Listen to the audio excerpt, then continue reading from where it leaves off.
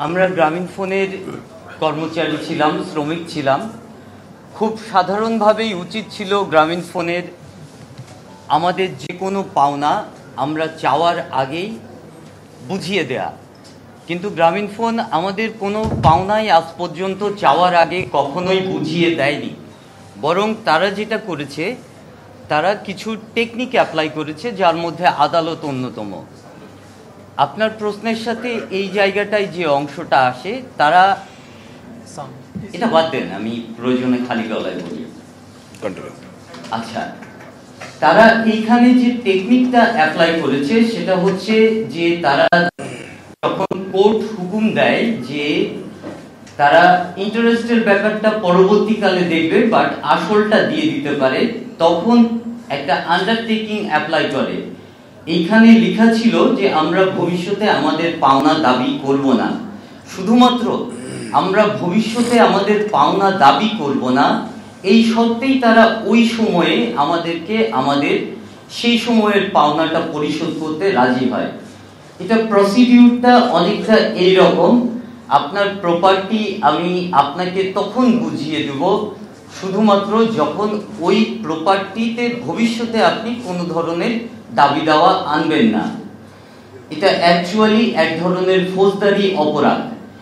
এই ফৌজদারি অপরাধ আপনার যে কোনো প্রিয় জিনিসকে আটকিয়ে রেখে আপনার কাছ থেকে সিগনেচার নেওয়া হচ্ছে যে আপনি যদি আপনার এই প্রিয় জিনিসটা ফেরত পেতে চান তাহলে আপনাকে আপনার সকল দাবি দাওয়া প্রত্যাহার করতে হবে, অর্থাৎ ওয়ান ফর অ্যানাদার।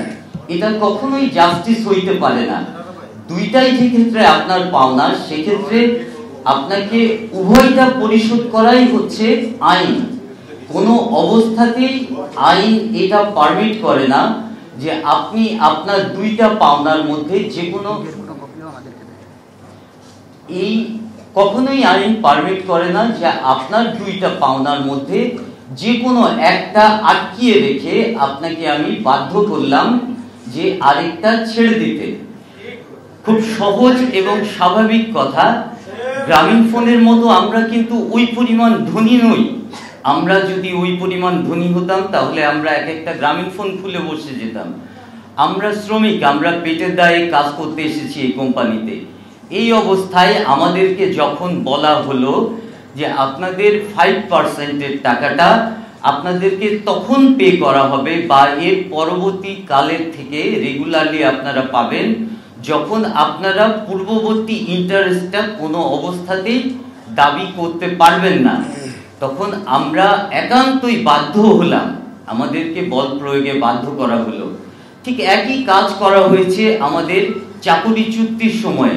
প্রথম কথা হলো আমাদের চাকুরি চুক্তি বেআইনি, সুতরাং এক্ষেত্রে আমাদেরকে কোনো ধরনের পেমেন্ট করা হয়েছে এই কথাটার কোনো ধরনের কোনো ভ্যালু নাই। দ্বিতীয় কথা হইল আমাদেরকে ওই পেমেন্টটা করা হয়েছে কোন ভিত্তিতে।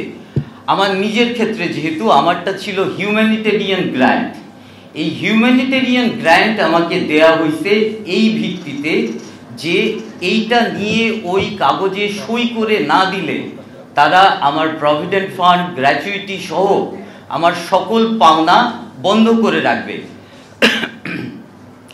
পরিস্থিতিটা চিন্তা করেন, আমি সদ্য চাকুরিচ্যুত, করোনাকালীন সময়, আমি যে আমার পরিবারের জন্য দ্বিতীয় কোনো আয়ের পদ্ধতি তৈরি করব এর কোনো ধরনের কোনো সুযোগ নাই।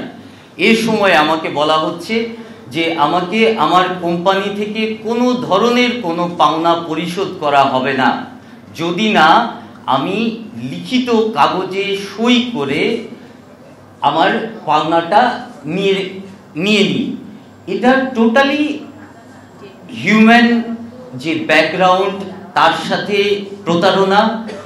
আমরা কর্মী হিসেবে গ্রামীণফোনকে দীর্ঘ সময় যে সেবা দিয়েছি তার সাথে প্রতারণা, দেশের আইনের সাথে প্রতারণা, এবং এটি একটি অপরাধ, ইটস এ ক্রিমিনাল থিং।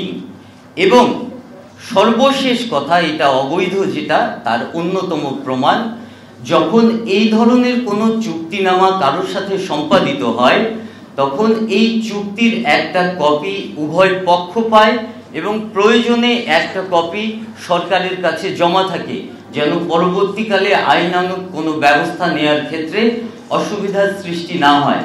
কিন্তু আপনারা খোঁজ নিয়ে দেখেন, এটার একটাই মাত্র কপি আছে এবং সেই কপি গ্রামীণফোনের কাছে। আমাদেরকে কোনো ধরনের কোনো কপি প্রোভাইড করা হয়নি, এমনকি সরকারের কাছেও কোনো ধরনের কোনো কপি প্রোভাইড করা হয়নি। অর্থাৎ গ্রামীণফোন যে দাবিটা করছে এটা সর্বৈব মিথ্যা, এটা এক ভয়ঙ্কর প্রকৃতির প্রতারণা এবং এটা বাংলাদেশের আইনের বিপক্ষে ক্রিমিনাল অফেন্স, যার বিচার এই মুহূর্তে এই কার্যক্রমের সাথে জড়িত প্রত্যেক ব্যক্তির হওয়া উচিত এবং তাদেরকে আইনের আওতায় আনা উচিত। ঢালাইয়ের সেরা প্রিমিয়ার সিমেন্ট।